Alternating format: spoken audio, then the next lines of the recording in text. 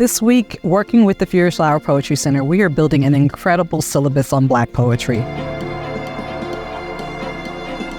We're building materials, resources, and portals for these students and educators to enter this world that we know and love so well. I love the fact that the syllabus ranges in all types of poems, from form to narrative to prose to what have you, and just the content and tone of these poems. We're building access to the world of Black poetry through this syllabus, and we're making it accessible nationwide, and I'm very excited about that. Black poetry is one of the most important lenses to understand American culture and Blackness in a diasporic context. And so in a very short poem, you can get a grand understanding of a specific experience over 400 years or over the history of humanity. One of the important things that happens in general with poetry, but I think that's also one of the really important things that happens with Black poetry. We're getting access to history, we're getting access to emotions, we're getting access to stories that we haven't heard before. I see us as building opportunities and avenues for people to explore Black poetry in their classrooms, in their community centers, where Black poetry can be the kind of substance of the meeting, but it can also be the springboard for all of the things that can come from it, building foundations upon which many other things will be built through the teaching and the learning and the engagement of Black poetry.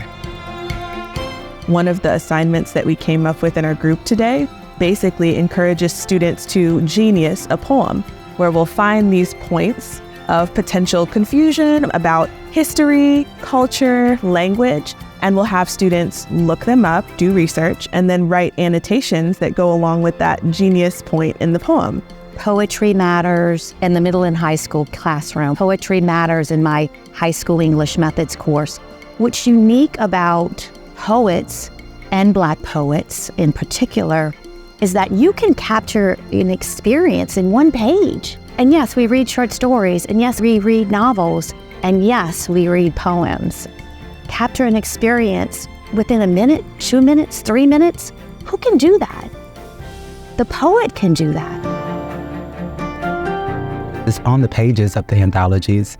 It's there in the subtext, but now we're in a moment where we have the opportunity to really lift up and curate and provide resources for so many different people who don't feel seen. We are constantly battling the erasure of Black voices and experiences and identities and cultural expressions. Having these materials, empowering people to teach them, insisting on their importance, and providing ways for them to be meaningfully used is critical.